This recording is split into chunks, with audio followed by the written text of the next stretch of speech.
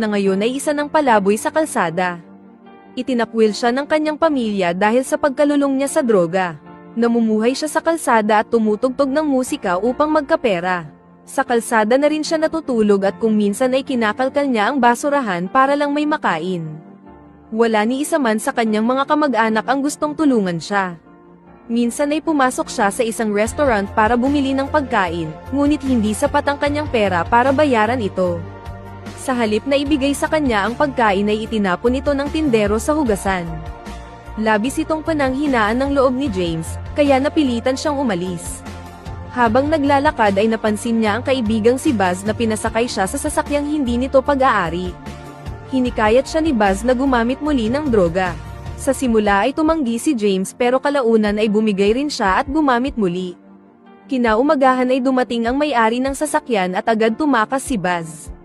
Samantalang si James ay natagpuang walang malay sa loob ng sasakyan kaya agad siyang isinugod sa ospital. Nang dumating ang social worker na si Val ay agad itong tinanong ni James tungkol sa gitara niya. Makikita sa mukha ni Val ang pagkadismaya sa katigasan ng ulo ni James. Pagod na siya sa mga walang kwentang paghingi ng tawad ni James at mga pangakong di natutupad na tumigil sa paggamit ng droga. Binalaan siya ng social worker na sa susunod na gagamit siya habang iniinom ang nireseta sa kanya ay ikamamatay na niya ito. Bago umalis si Val ay sinabihan siya nitong dumaan sa opisina kapag nakalabas na siya ng ospital. Nang ma-discharge si James ay dumiretso siya sa opisina ng social worker. Binigyan siya ng reseta at sinabihan na bumalik sa opisina tuwing 2 linggo. Hanggang sa mga oras na iyon ay walang tumatanggap na kamag-anak kay James. Dismayado man ay umaasa si Val na magbabago si James. Ibinalik niya ang gitara nito at pinakanta muna bago umalis. Kinahapunan ay nagpunta si Val sa kanyang boss upang hanapan ng matitirhan si James. Naniniwala siya na hindi magiging matagumpay ang rehab ni James kung mananatili ito sa lansangan. Labis ang tuwa ni James nang makita ang kanyang bagong tahanan. Di siya magkamayaw ng pasasalamat kay Val sa lahat ng ginawa nito. Nangako pa siya na tatapusin niya ang kanyang rehab program hanggang sa maging ganap siyang malaya sa droga. Habang nagpapahinga si James sa bathtub ay nakarinig siya ng kakaibang ingay. Nang hanapin niya kung saan nanggagaling ang tunog ay nakita niya ang isang ligaw na pusa na nakapasok sa bukas na bintana. Napansin niyang nagugutom ang ligaw na pusa kaya binigyan niya ito ng gatas. Kahit dati siyang nagkaroon ng problema sa droga, lumalabas na may mabuti siyang puso. Kalmado niyang sinabi sa pusa na umuwi na bago pa ito hanapin ng may-ari, pero mukhang gustong manatili ng pusa kaya hinayaan niyang matulog ito sa tirahan niya sa gabing iyon. Kinabukasan, nagbahay-bahay si James para hanapin ang may-ari ng pusa. At dahil hindi niya mahanap ang may-ari ng pusa ay pinakawalan niya na lang ito. Habang tumutugtog si James sa isang commercial area ay napansin siya ng kanyang ama ngunit hindi siya nilapitan nito. Nang paalisin siya ng may-ari ng tindahan ay nakita niya ang ama papalayo. Binanggit niya sa kanyang ama na sumasailalim siya sa isang programa para magbago. Nang lumapit ang madrasta niya ay nagpaalam siya sa ama kung pwede siyang magpasko kasama nila pero tumanggi ang madrasta niya. Hindi alam ng ama niya kung ano ang gagawin kaya inabutan na lang siya nito ng pera at nagsabing baka pwede silang magkasama ng bagong taon.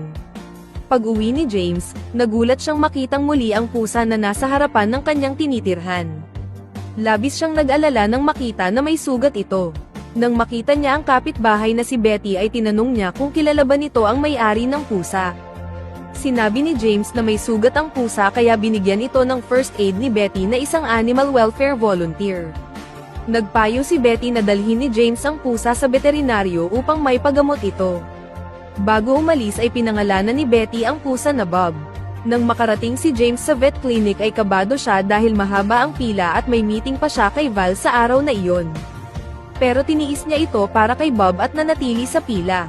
Matapos ang check-up, kinailangan niyang magbayad ng gamot na mas mahal kaysa inasahan niya kaya napilitan siyang gamitin ang perang ibinigay ng kanyang ama. Pagbalik sa bahay ay nahirapan si James na painumin ng gamot ang pusa kaya kinailangan niya muling humingi ng tulong kay Betty. Hindi lang siya tinulungan ni Betty, nagbigay din ito ng 2 lata ng pagkain para sa pusa. Kahit nakatira sa lugar na maraming lulong sa droga, sinabi ni Betty na malinis siya sa droga at galit siya sa mga taong gumagamit nito. Dahil sa narinig, Napilitan si James na magsinungaling at sabihin na isa lang siyang musikero na naghahanap ng inspirasyon para sa gagawing kanta. Kinabukasan, nakipagkita si James kay Val para ipaliwanag kung bakit hindi niya natupad ang kanyang pangako. Nakangiti siya nang sinabi ang tungkol sa kanyang bagong kaibigang pusa na si Bob at si Betty. Pero nang marinig ni Val ang tungkol kay Betty ay nag-alala siya. Sinabi niya kay James na hindi iyon ang tamang oras para makipagrelasyon. Labis na nadismaya si James matapos marinig iyon, pero sa kabutihang palad ay nandoon si Bob para pasayahin siya. Isang araw, habang papunta si James sa commercial area para tumugtog ay sumunod sa kanya si Bob. Pinauwi niya ito ngunit sumunod pa rin ito sa kanya. Kaya kahit hindi niya gusto ay napilitan si James na dalhin ang alaga niyang pusa. Lumalabas na kapag kasama niya si Bob ay napapansin siya ng maraming tao. Ang ilan pa nga ay nagre-request na magpa-picture sa kanila. Karaniwan kapag tumutugtog si James sa kalsada ay walang pumapansin, pero sa pagkakataong ito na kasama niya si Bob ay maraming tao ang humihinto upang makinig sa kanta niya. Labis na natuwa si James dahil kumita siya ng malaking halaga mula sa kanyang pagbabasking. Lumapit ang isang matandang babae na nagsabing si Bob ay makakasama niya pang matagalan na mas mabuting kaibigan kaysa sa tao. Mula sa malayo ay nakita siya ni Buzz na tila napapaisip kung ano ang ginawa niya para kumita ng maraming pera. Kinabukasan, habang naglalakad si James ay biglang sumulpot si Buzz at nakiusap na bigyan siya ni James ng pera. Pinakiusapan ni James ang kaibigan na gamitin ang pera pambili ng pagkain at hindi pang bisyo. Para makaiwas siya sa bisyo ay sinabihan niya ang kaibigan na huwag nang babalik sa lugar na iyon. Muli ay nakuha ni James ang atensyon ng mga tao sa paligid dahil sa presensya ni Bob habang siya ay tumutugtog. Nagkaroon siya ng maraming fans, kabilang na ang matandang babae na pumunta ulit para makita siya. Sa pagkakataong ito ay nagdala ang babae ng pamaskong regalo na cat food at isang scarf. Sa daan pag-uwi ay nakasalubong niya si Betty na niyaya niyang mag-date. Dahil vegan si Betty ay nagsuggest ito na magluluto na lang sa bahay at doon na lang sila mag-dinner date. Nagkaroon ng kasiyahan si James at nagpapasalamat siya sa Panginoon dahil dumating si Bob at Betty sa kanyang buhay. Kinabukasan, bumili si James ng iba't ibang cat food para kay Bob at isang bugkos ng bulaklak para kay Betty. Palaging nakasakay si Bob sa kanyang balikat saan man sila magpunta. Bago dumating sa tirahan niya ay nagulat si James nang makita si Buzz na walang malay sa semento dahil na-overdose sa gamot. Nagpanik siya at tumawag ng tulong. Sa kabutihang palad ay dumating si Betty para tumulong. Mabuti na lang at dumating agad ang ambulansya at dinala si Buzz sa ospital. Sa kasamaang palad, matapos ang insidenteng iyon ay labis na natakot si Betty na parang may pinagdaanang matinding trauma. Nang medyo kumalma siya, sinabi niya kay James na dati siyang nakatira kasama ang kanyang kapatid na lulong sa droga. Nang mamatay ang kanyang kapatid dahil sa overdose ay inabot siya ng ilang buwan bago makamove on muli. Simula noon ay wala na siyang interes na makisalamuha sa sinumang lulong sa droga, lalo na ang makipagrelasyon. Kinabukasan, dahil sa narinig kay Betty ay nagtungo si James kay Val at sinabi niyang gusto na niyang tuluyang talikuran ang droga. Ayaw na niyang ituloy ang pag-inom ng methadone, pero sinabi ni Val na kailangan niyang dahan-dahanin ang proseso at huwag magmadali. Nangako si Val na pagkatapos ng Pasko ay pwede na niyang itigil ito. Magkasamang ipinagdiwang ni James, Betty at Bob ang araw ng Pasko. Niregaluhan ni James si Betty ng bracelet at si Betty naman ay binigyan siya ng isang painting. Masaya nilang ginugol ang buong araw ng Pasko. Isang araw sa parke ay naging mag-MU na silang dalawa. Dumating ang bagong taon.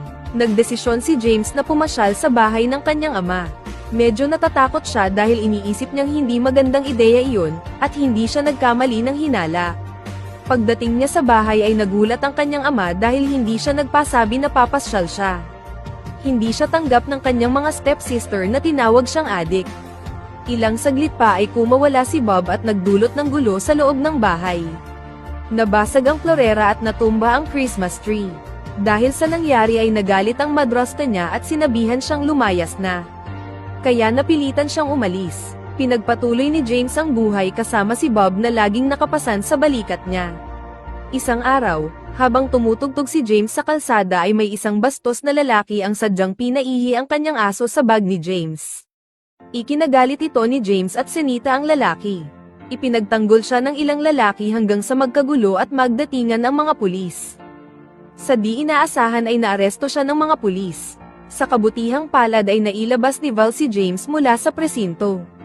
Gayunpaman, wala man siyang kasalanan sa nangyari base sa CCTV, pero ipinagbawal muna siyang tumugtog ng 6 na buwan. Hindi gaanong nabahala si James, ngunit halatang balisa siya dahil nag-aalala siya at hindi pa ibinabalik ang pusa niya ng mga pulis. Iminungkahi ni Val na kukuhanin niya si Bob sa presinto kung pupunta siya sa pharmacy upang uminom ng methadone. Sa kasamaang palad ay di sinasadyang nakita siya ni Betty. Labis na nagalit ito nang makita siyang uminom ng methadone. Pakiramdam ni Betty ay pinagtaksilan siya ni James at ayaw niyang marinig ang paliwanag nito.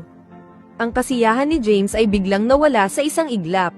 Nakaramdam siyang muli ng kalungkutan at kawalang pag-asa sa buhay. Upang makaahon, napilitan siyang magtrabaho bilang taga-benta ng dyaryo para sa kumpanyang The Big Issue.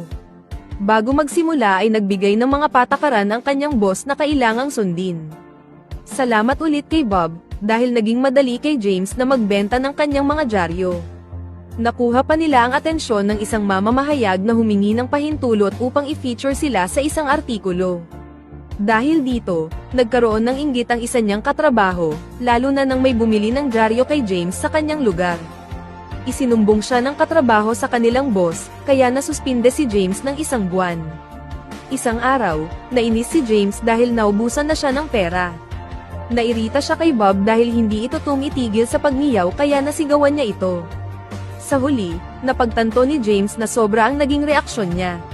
Nagdesisyon siyang kunin ang kanyang gitara para kumita ng kaunti upang makabili sila ni Bob ng pagkain.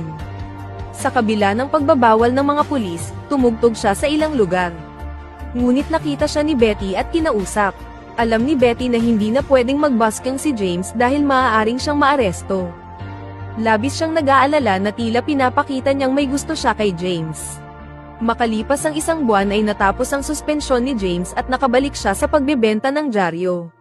Ngunit isang araw habang nagtatrabaho siya, may isang taong lumapit at sinubukang bilhin si Bob para sa kanyang anak.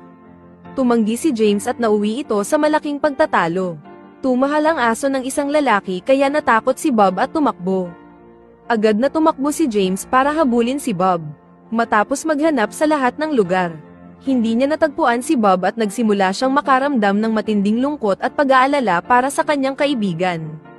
Matindi ang pagmamahal niya kay Bob kaya sinimulan niyang sisihin ang sarili dahil hindi sapat ang kanyang pag-aalaga dito. Nag-alala rin ang social worker na si Val para kay James. Samantala, ang balita tungkol kina James at Bob ay kumalat sa mga pahayagan at internet, na nakatawag ng pansin sa managing director ng isang publishing company. Lumipas ang ilang araw, hindi pa rin natutunton ni James si Bob. Dahil sa matinding stress, nagpunta si James sa drug dealer malapit sa kanyang lugar upang tanungin kung may alam sila tungkol kay Bob. Pag-uwi niya ay nandoon na si Bob.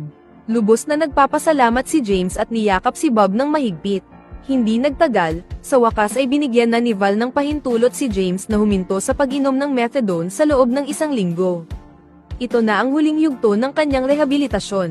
Kung magtagumpay siya, magiging ganap na malaya na siya mula sa droga. Sa tulong ni Bob, nagtitiwala si James na kakayanin niya ito. Bago matapos ang kanyang rehab, nagdesisyon si James na humingi ng tawad kay Betty sa lahat ng kasinungalingan niya. Pinatawad na rin siya ni Betty na may gusto sa kanya at nagsabi na magpakatatag siya sa natitirang bahagi ng kanyang recovery. Sinunod ni James ang hamon ng social worker na huwag nang uminom ng gamot at kapag nalampasan niya ito ay magiging malaya na siya sa bisyo. Nandoon lagi si Bob sa tabi niya para suportahan siya sa buong proseso upang malampasan niya ang pagsubok. Pagkalipas ng 1 linggo, nagsimulang gumanda ang pakiramdam ni James matapos ang pagsubok at ganap na siyang malaya mula sa droga. Masaya ang social worker na si Val para sa kanya. Nang handa ng ibahagi ni James ang kanyang masayang balita kay Betty, napagtanto niyang lilipat na ito sa bahay ng kanyang mga magulang. Gayunpaman, hindi ito itinuring ni Betty na pamamaalam, dahil maaari pa rin siyang dalawin ni James sa bago niyang tirahan. Pagkaraan ng ilang araw, ang publishing company na nagustuhan ng istorya ng buhay ni James ay inanyayahan siya.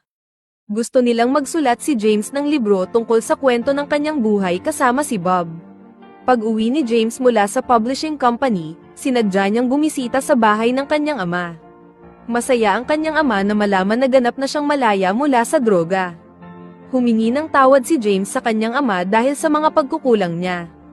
Inabot ng kanyang ama ang isang litrato ni James na matagal na nitong dinadala sa kanyang pitaka. Lumalabas na hindi kailanman sumuko ang kanyang ama sa kanya. Malungkot lang siya dahil hindi siya naging mabuting ama para kay James. Sinimulan ni James isulat ang istorya ng kanyang buhay at ng alaga niyang si Bob. Nang maglaon ay inilabas ang unang libro ni James na naging isang malaking tagumpay. Maraming tao ang pumila upang makuha ang autograph ni na James at Bob. Ang lahat ng naging bahagi ng buhay ni James na sina Betty, Val, at ang kanyang ama, ay dumalo rin.